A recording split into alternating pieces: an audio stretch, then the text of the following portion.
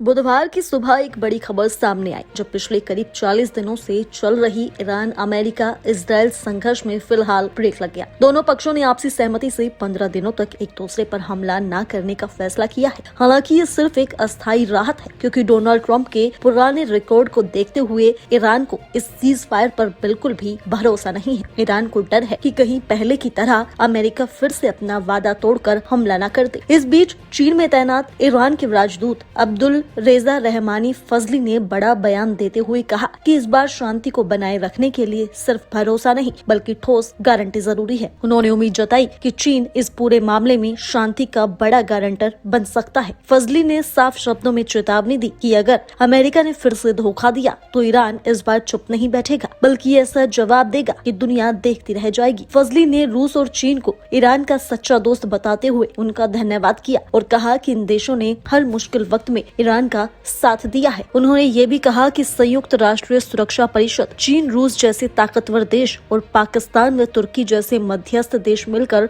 इस क्षेत्र में स्थायी शांति ला सकते हैं। दिलचस्प बात यह है कि खुद ट्रंप ने भी माना कि बातचीत की टेबल तक ईरान को लाने में चीन की भूमिका काफी अहम रही है, लेकिन ईरान का कहना है कि अब सिर्फ बातचीत से काम नहीं चलेगा, बल्कि मजबूत और भरोसेमंद गारंटी चाहिए ताकि ये संघर्ष विराम लंबे समय तक टिक सके। फजली ने अमेरिका पर गंभीर आरोप लगाते हुए कहा कि वो पहले भी 3 बार अपने वादे से मुकर चुका है और हर बार ईरान पर हमला किया है, इसलिए अब उस पर भरोसा करना मुश्किल है। उन्होंने साफ चेतावनी दी कि अगर इस बार भी समझौता टूटा तो ईरान ऐसा बड़ा कदम उठाएगा जिससे अमेरिका को भारी कीमत चुकानी पड़ेगी। इस पूरे तनाव के बीच सबसे बड़ा मुद्दा बना हुआ है हॉर्मुज़ स्ट्रेट, जो दुनिया के सबसे अहम तेल मार्गों में से एक है। फजली ने बताया कि फिलहाल करीब 3000 जहाज इस रास्ते से गुजरने के इंतजार में फंसे हुए हैं। ईरान ने संकेत दिया है कि वो दबाव कम करने के लिए जहाजों को गुजरने देगा, लेकिन ये पूरी तरह इस बात पर निर्भर करेगा कि बातचीत का क्या नतीजा निकलता है। उन्होंने ये भी खुलासा किया कि इस मसले पर अगली बड़ी बातचीत शुक्रवार को इस्लामाबाद में होगी, जहां ईरान का विदेश मंत्रालय खुद नेतृत्व करेगा। साथ ही ईरान हॉर्मुज़ स्ट्रेट से गुजरने वाले जहाजों पर ट्रांजिट फीस लगाने पर भी विचार कर रहा है। हालांकि इस पर भी अंतिम फैसला नहीं लिया गया है। फजली ने ये भी दावा किया कि इस पूरे युद्ध में अमेरिका को करारी हार का सामना करना पड़ा है, लेकिन वो अपनी हार को जीत के रूप में पेश कर रहा है ताकि घरेलू और अंतर्राष्ट्रीय आलोचना से बच सके। अंत में उन्होंने एक बार फिर चीन और रूस का आभार जताया और बताया कि इन देशों ने हॉर्मुज़ स्ट्रेट को अंतर्राष्ट्रीय नियंत्रण में देने के प्रस्ताव का विरोध किया, जो ईरान के लिए बड़ी राहत की बात। कुल मिलाकर हालात अभी शांत जरूर हुए हैं, लेकिन अंदर ही अंदर तनाव पूरी तरह खत्म नहीं हुआ है। आने वाले दिनों में साफ होगा कि सीज फायर स्थायी शांति में बदलेगा या फिर एक बार फिर मध्य पूर्व युद्ध की आग में झुलस उठेगा।